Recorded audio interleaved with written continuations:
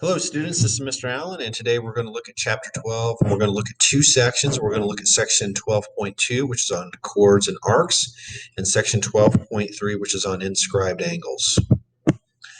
In section 12.2, we want to be able to use congruent chords, arcs, and central angles, and our second objective is to use perpendicular bisectors to chords.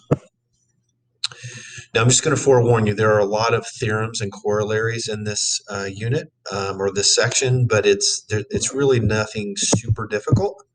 It's pretty intuitive. So here's what theorem 12.4 and its converse says. The theorem says that within a circle or in congruent circles, the central angle is congruent. If the central angles are congruent, then the arcs are congruent.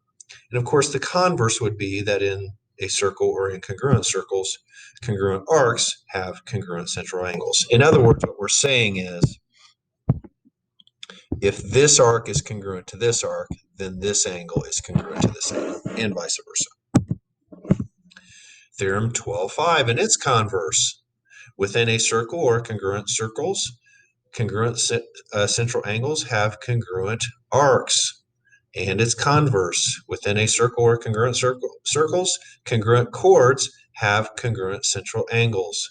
So, in other words, if this angle is congruent to this angle, then this then that chord is congruent to that chord, or vice versa. So the previous theorem talked about the arcs being congruent based on the central angle. Theorem 12.5 is about the chords. And then one more, just for good measure. Within a circle or congruent circles, congruent chords have congruent arcs.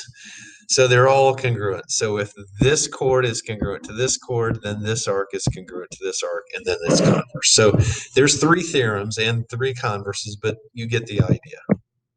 So let's look at this. Here's an example. You'll see this is not difficult. So here we're given that circle O, the one on the left, is congruent to circle P. Given that segment BC, that's this segment right here, is congruent to segment DF, what can we conclude?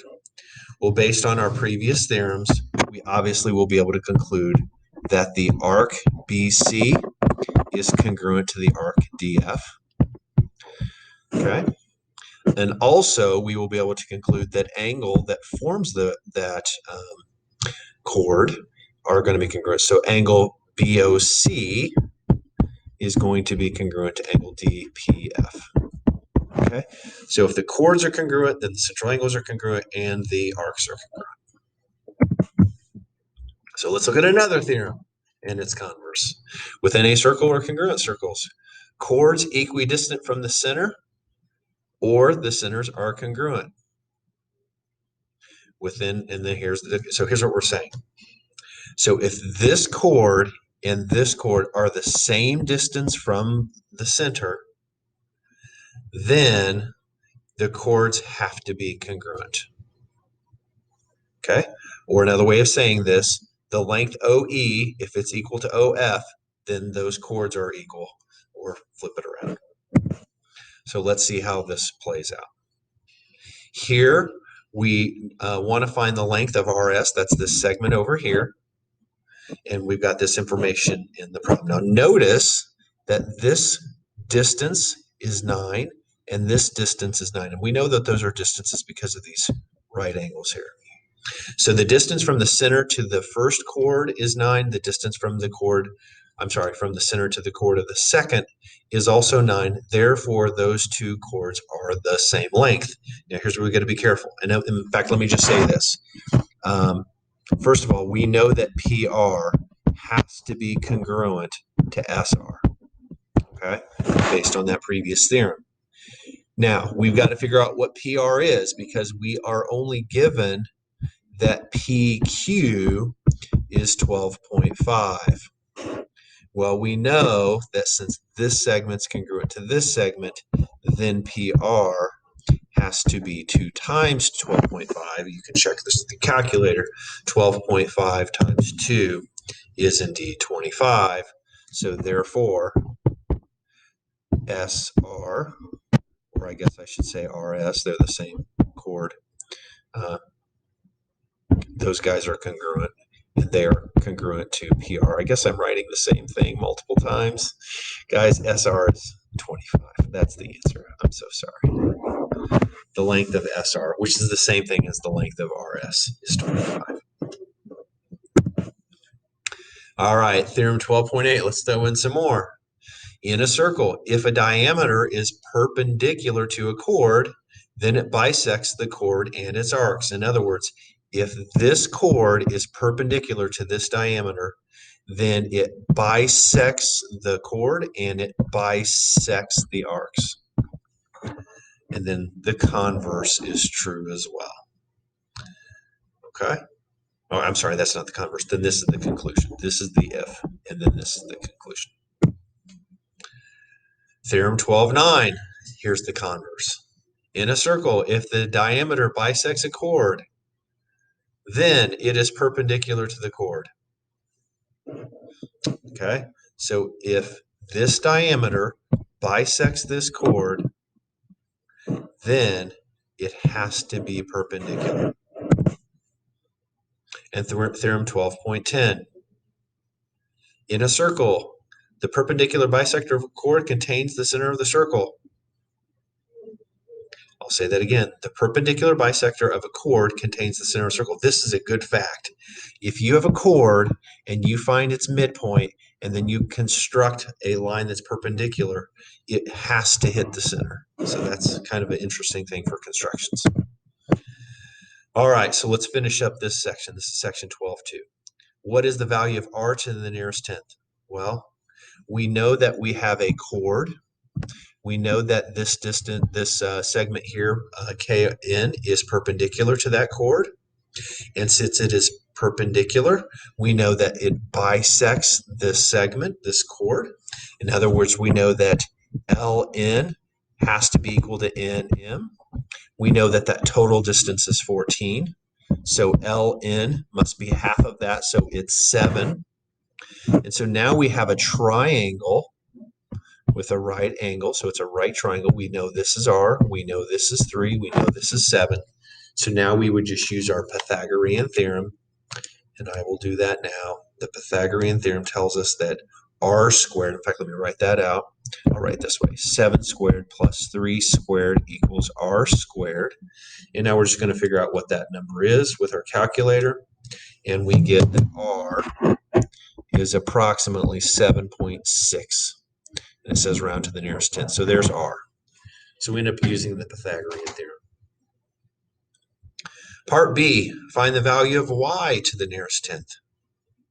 Well, we know that this radius is 15. We know that this segment's 11. Oh, and since this is 11 and 11, this is congruent to this, which means it has to be it has to be perpendicular. Now we can add another segment. I'm going to draw this segment here. This is another radius, so it has to be 15. So therefore, y squared plus 11 squared has to be 15 squared. So here's another Pythagorean theorem question. So I'm going to go ahead and just use my calculator to figure out what that is. And then I'm going to do the square root of 104. So this is going to be y squared equals 104. And y is approximately 10.2. And there's your answer for those two. And guys, that ends section 12.2. All right, so now we're going to move on to section 12.3. Now we're going to talk about inscribed angles. We want to be able to find the measure of inscribed angles, and we also want to be able to find the measure of angles formed by tangents and chords. So this is what we call an inscribed angle. An inscribed angle, if you want to think about it, it's inside of a circle, and it has to have its vertex on the circle. So that is an inscribed angle. Let me give you an example of one that would not be inscribed. So pretend that's a circle. This would not be an inscribed angle because its vertex is over here outside of the circle. And here's the important fact we need to know from 12.11. It turns out that the measure of this angle here is half the measure of the intercepted arc. So if this arc was 100 degrees, then this angle over here would have to be 50 degrees. Wow, that's some really poor handwriting there. Sorry, guys. Let me fix that. Then this angle here would have to be 50 degrees. Okay, so let's look and see an example of this. So here, if we look at this inscribed angle in red, we know that the inscribed angle is 60, so that is half of A. So I'll say A times 1/2 has to equal 60. So A is 120.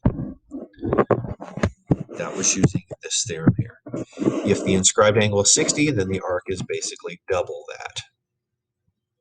Now let's play that game out in a different way. Let's do green this time. So now we're trying to find the measure of angle B. So here's B. Now we just found out that A was 120. So now here's my question. Let's do this in purple. What would the measure of this arc be?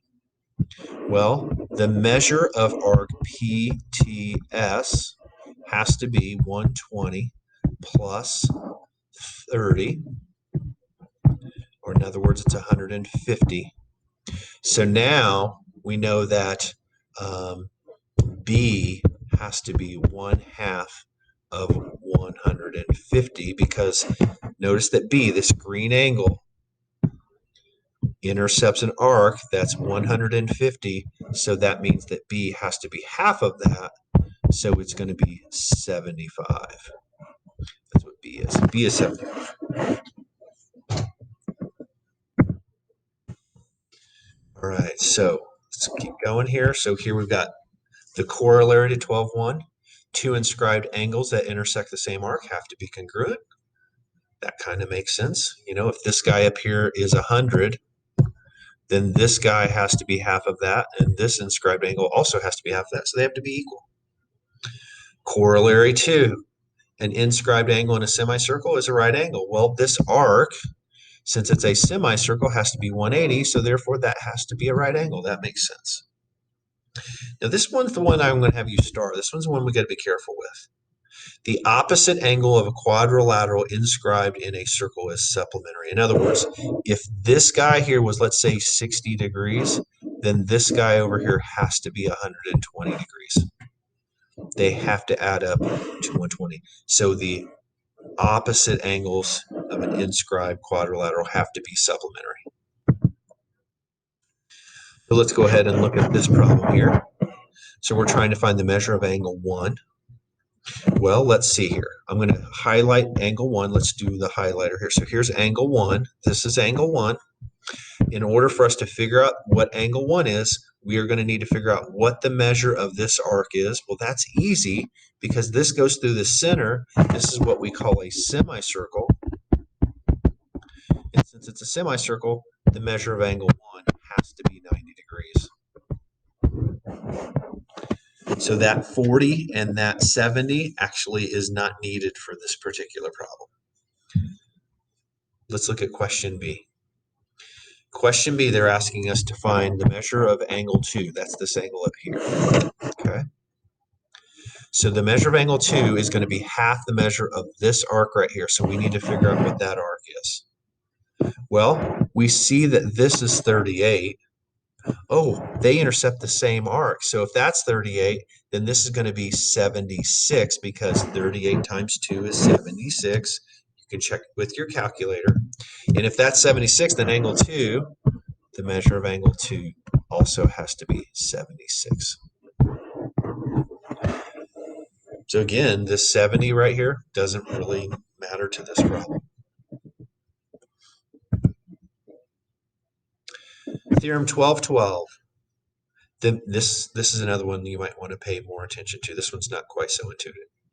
The measure of an angle formed by a tangent in a chord is half the measure of the intercepted arc. So this is actually kind of an extension of what we've already done. This is still, if you will, kind of like, it's not quite an inscribed angle because it's not completely on the inside, but we're still getting the same relationship. So this angle right here is still half of that intercepted arc.